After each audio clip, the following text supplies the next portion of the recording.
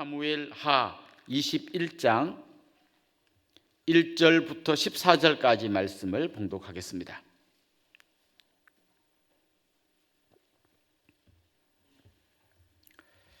사무엘하 21장 1절부터 14절까지 저와 여러분이 한 절씩 교독하겠습니다. 다윗의 시대에 해를 거듭하여 3년 기근이 있으므로 다윗이 여호와 앞에 간구하매 여호와께서 이르시되 이는 사울과 피를 흘린 그의 집으로 말미암음이니 그가 기브온 사람을 죽였음이니라 하시니라. 이스라엘 족속이 아니요 그들은 아모리 사람 중에서 남은 자라. 이스라엘 족속들이 전에 그들에게 맹세하였거늘 사울이 이스라엘과 유다 족속을 위하여 열심히 있으므로 그들을 죽이고자 하였더라. 이에 왕이 기브온 사람을 불러 그들에게 물으니라. 다윗이 그들에게 묻되 내가 너희를 위하여 어떻게 하랴? 내가 어떻게 속죄하여야 너희가 여호와의 기업을 위하여 복을 빌겠느냐 하니 기브온 사람이 그에게 대답하되 사울과 그의 집과 우리 사이의 문제는 은금에 있지 아니하며 이스라엘 가운데서 사람을 죽이는 문제도 우리에게 있지 아니하니이다 하니라. 왕이 이르되 너희가 말하는 대로 시행하리라. 그들이 왕께 아뢰되 우리를 학살하였고 또 우리를 멸하여 이스라엘 영토 내에 머물지 못하게 하려고 모해한 사람의 자손 7사람을 우리에게 내주소서. 여호와께서 택하신 사울의 고을 기브아에서 우리가 그들을 여호와 앞에서 목매어 달겠나이다 하니 왕이 이르되 내가 내주리라 하니라. 그러나 다윗과 사울의 아들 요나단 사이에 서로 여호와를 두고 맹세한 것이 있으므로 왕이 사울의 손자 요나단의 아들 머비보셋은 아끼고 왕이 이에 아야의 딸 리스바에게서 난 자 곧 사울의 두 아들 알모니와 머비보셋과 사울의 딸 메라베에게서 난 자 곧 모홀라 사람 바르실레의 아들 아드리엘의 5 아들을 붙잡아 그들을 기브온 사람의 손에 넘기니 기브온 사람이 그들을 산 위에서 여호와 앞에 목매어 달매 그들 7사람이 동시에 죽으니 죽은 때는 곡식 베는 첫날 곧 보리를 베기 시작하는 때더라. 아야의 딸 리스바가 굵은 배를 가져다가 자기를 위하여 바위 위에 펴고 곡식 베기 시작할 때부터 하늘에서 비가 시체에 쏟아지기까지 그 시체의 낮에는 공중의 새가 앉지 못하게 하고 밤에는 들짐승이 범하지 못하게 한지라. 이에 아야의 딸 사울의 첩 리스바가 행한 일이 다윗에게 알려지매 다윗이 가서 사울의 뼈와 그의 아들 요나단의 뼈를 길랏 야베스 사람에게서 가져가니 이는 전에 블레셋 사람들이 사울을 길보아에서 죽여 블레셋 사람들이 벳산 거리에 매단 것을 그들이 가만히 가져온 것이라. 다윗이 그곳에서 사울의 뼈와 그의 아들 요나단의 뼈를 가지고 올라오매 사람들이 그 달려 죽은 자들의 뼈를 거두어다가 사울과 그의 아들 요나단의 뼈와 함께 베냐민 땅 셀라에서 그의 아버지 기스의 묘에 장사하되 모두 왕의 명령을 따라 행하니라. 그 후에야 하나님이 그 땅을 위한 기도를 들으시니라. 아멘. 여러분은 약속을 잘 지키시는 편이십니까? 혹시 약속해놓고 금방 잊어버리거나 또 약속을 쉽게 어긴 적은 없으십니까? 자녀들과 약속했다가 혹시 어기면 뭐라 그러십니까? 미안, 엄마가 잊어버렸어 이러고 그냥 쉽게 넘어가진 않습니까? 만일 하나님께서 우리와 맺은 약속을 이렇게 자꾸 잊어버리거나 또 지키지 않으신다면 어떤 일이 일어날까요? 내가 너희들의 기도를 듣겠다 했는데 암만 기도해도 안 들어주시고 놓고는 미안, 잊어버렸어 이렇게 한다든지, 믿는 자에게는 영생을 주겠다 해서 나중에 하나님이 심판대 앞에 갔는데 몰라, 나 그런 약속하는데 기억 안 나 하고 너 지옥으로 가 이러면 우리의 신앙생활이 이루어질 수가 없는 거겠죠. 그런데 감사하게도 하나님은 약속에 신실하신 분이십니다. 우리가 성경을 들고 다니는데 성경은 구약과 신약으로 나누어져 있습니다. 구약, 신약, 이 약이 약속입니다. 구약은 예수님 오시기 전에 주신 약속, 신약은 예수님 오신 다음에 주신 약속. 우리는 이 약속을 붙들고 살아가는 사람들입니다. 하나님은 그렇기 때문에 약속을 굉장히 중요하게 여기십니다. 이제 성경에 우리 전문 용어로는 언약이라고 그러는데요, 하나님은 언약을 맺은 것을 끝까지 지키십니다. 원래 약속은 두 당사자가 맺는 거잖아요. 그럼 한쪽 당사자가 약속을 깨면 그 약속이 깨집니다. 그런데 하나님과 우리 사이에 맺은 언약은 절대 깨지지 않습니다. 왜냐하면 하나님이 끝까지 그 약속을 지켜내시기 때문입니다.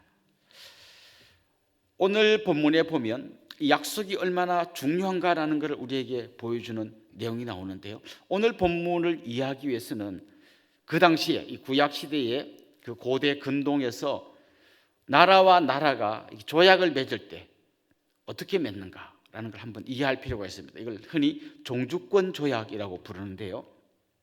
예를 들면 강한 나라와 약한 나라 사이에 서로 조약을 맺습니다. 조약을 맺을 때 약한 나라는 이렇게 약속하는 거죠. 제가 조공을 잘 바치고 제가 형님 나라로 잘 받들겠습니다. 이렇게 이제 약속합니다. 그러면 이제 강한 나라가 그 약소국의 왕과 또 약속을 합니다. 혹시 이웃 나라가 쳐들어와서 너 괴롭히면 내가 끝까지 지켜줄게. 이렇게 서로 약속을 합니다. 그리고 이 약속을 안 지키면 안 되고 얼마나 이 약속이 중요한 걸 알기 위해서 의식을 치렀는데요. 어떤 의식을 치렀냐면 동물을 잡아가지고 반으로 딱 쪼갭니다. 피가 철철 나겠죠. 그럼 이 쪼갠 거를 쫙 이렇게 양쪽으로 벌려놓습니다. 그리고 이 조약을 맺은 왕들이 이 사이를 지나갑니다. 무슨 뜻일까요? 두 가지 의미가 있죠. 약속은 반드시 지켜야 한다. 안 지키면 이렇게 된다. 굉장히 아주 무섭고 엄격하게 약속을 지킨 거죠. 아까 엄마 미안 이것도 우리 잘 생각해 봐야 됩니다. 이 당시에 이런 분위기라면 약속은 그렇게 쉽게 미안하고 지나갈 일이 아닌 것이죠. 자, 이게 이제 그 당시에 종주권 조약을 맺는 그 당시 고대 근동의 이런 풍습이었죠. 십계명과 이 종주권 조약을 맺는 것을 이렇게 비교한 글들이 많이 있는데요. 십계명에 보면 나오는 이 여러 가지 십계명을 구성하고 있는 순서가 있습니다. 처음에 나는 여호와니라부터 시작해서 쭉 나오는 말씀이 있고 그 당시에 종주권 조약을 맺었던 그 문서들인데 비교하면 형식이 거의 비슷해요. 그러니까 십계명도 이렇게 정말 생명 걸고 지켜야 되는 말씀으로 하나님 우리에게 주신 거예요.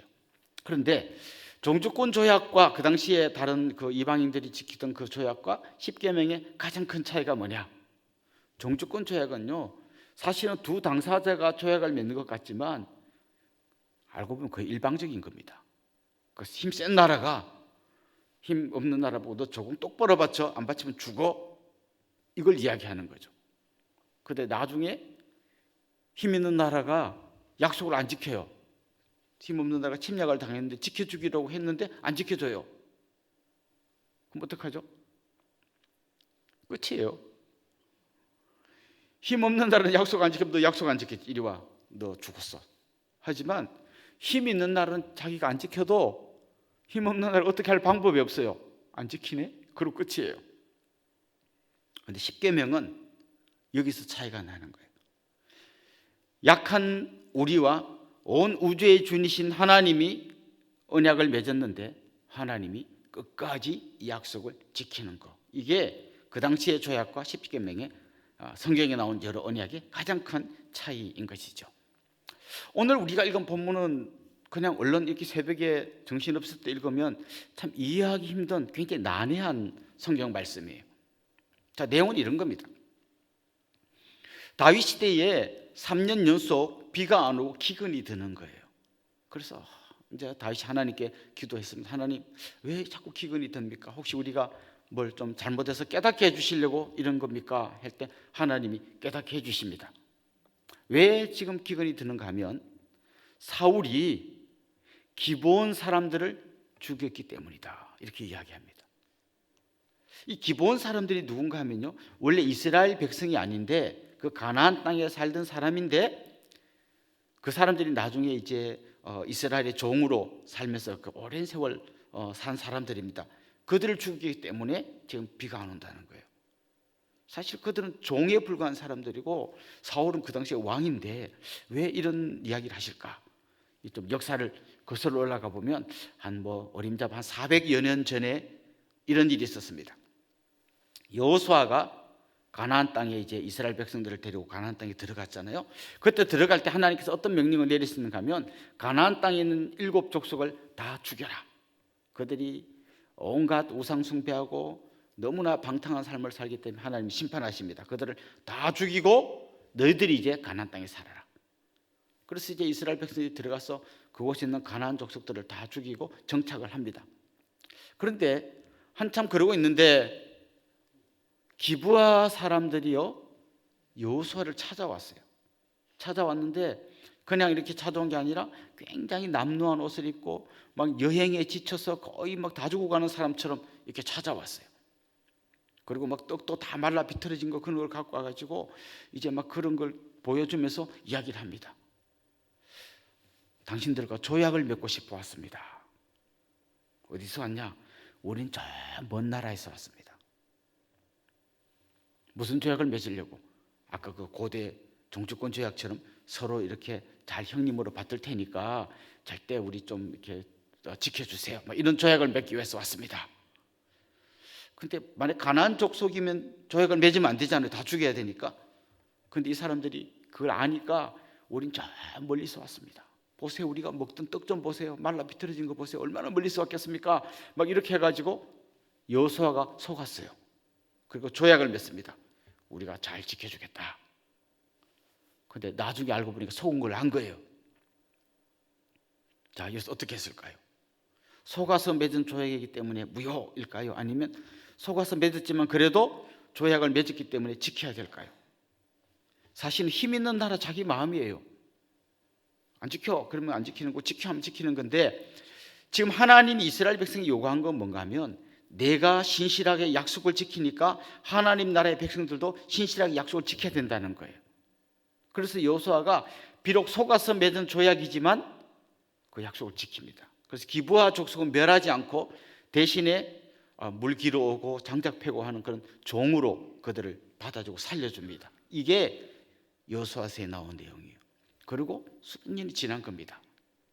그러다 사울이 이제 왕이 딱 되고 나서 이 기브아 족속들, 이 종들 이거 눈에 긁어치는 이거 이스라엘 족속도 아닌가 하고 막 죽인 거예요. 거기에 대해서 하나님이 진노하셨다는 겁니다.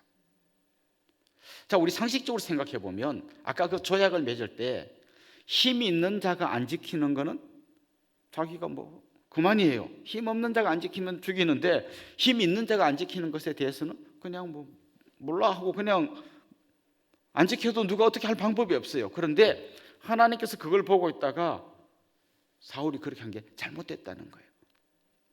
자, 그럼 이거 어떻게 해야 되냐? 그럼 이제 기브아 족속들에게 다윗이 물어봅니다. 하나님이 안 계시다면 이런 일이 절대 일어날 수 없어요. 왜? 힘 있는 사람들이 뭐하러 종들에게 가가지고 어떻게 니네 마음이 풀리겠니? 이런 걸 물어볼 이유가 없잖아요. 그런데 하나님의 백성은 하나님 약속에 신실하신 것처럼 약속에 신실해야 된다. 그런 차원에서 이제 그 종에 불과한 기브아 사람들에게 물어봅니다. 어떻게 하면 좋겠냐? 사울의 족속 중에 7명을 목매달아 죽이면 우리들의 원통함이 풀리겠습니다. 그래서 결국 7명을 목매달아 죽이고 약속을 이제 회복합니다. 그 잘못한 것에 대한 사과를 하게 됩니다. 그런데 그렇게 했는데도 아직 비가 안 내려요. 오늘 본문을 보면 나중에 사울과 요나단의 그 시신이 나중에 저 블레셋 군대 때문에 성벽에 박혀 있는 걸 길란 야베스 사람들이 몰래 이제 빼가지고 보관하고 있는데, 다윗이 그 시신을 가져다가 이제 자기 조상들의 묘에 안치하고 나니까 그제서야 비가 내렸다. 이렇게 오늘 본문이 되어 있습니다. 이건 무슨 말인가 하면 다윗이 사울하고 요나단과 사이에 또 약속을 한 게 있습니다. 사울이 다윗을 끝까지 막 쫓아다니다가 나중에 이제 미안하다. 다윗이 안 죽이고 이렇게 자기를 살려준 걸 보고 미안하다면서 이렇게 이야기합니다. 미안하고 이제 나도 너 안 쫓아다닐게. 대신에 너 내 후손을 끊지 아니하며 내 아버지의 집에서 내 이름을 멸하지 아니할 것을 여호와 이름으로 맹세해라. 그랬더니 다윗이 맹세합니다. 내 아버지 집에서 내 이름을 멸하지 아니한다. 이 말이 뭔가 하면 나중에 죽고 난 다음에 내 뼈를 우리 아버지의 묘실, 우리 조상들의 그 묘실에 넣어주라. 이렇게 부탁한 거죠. 그 맹세를 다윗이 지킵니다. 그래서 사울의 뼈와 요나단의 뼈를 수습해서 조상들의 묘에 넣어주고 나니까 그제서야 비가 내렸다. 이렇게 되어 있습니다. 그러니까 오늘 본문은 하나님이 약속을 얼마나 중요하게 생각하는가라는 걸 보여주고요. 약속을 안 지킨 것에 대해서 이렇게 철저하게 하나님이 이제 보응하시면서까지 약속을 지키게 하시는구나, 이걸 우리가 알게 됩니다. 자, 그런데 오늘 본문에 보면 이제 드디어 3년간 안 오던 비가 내리기 시작합니다.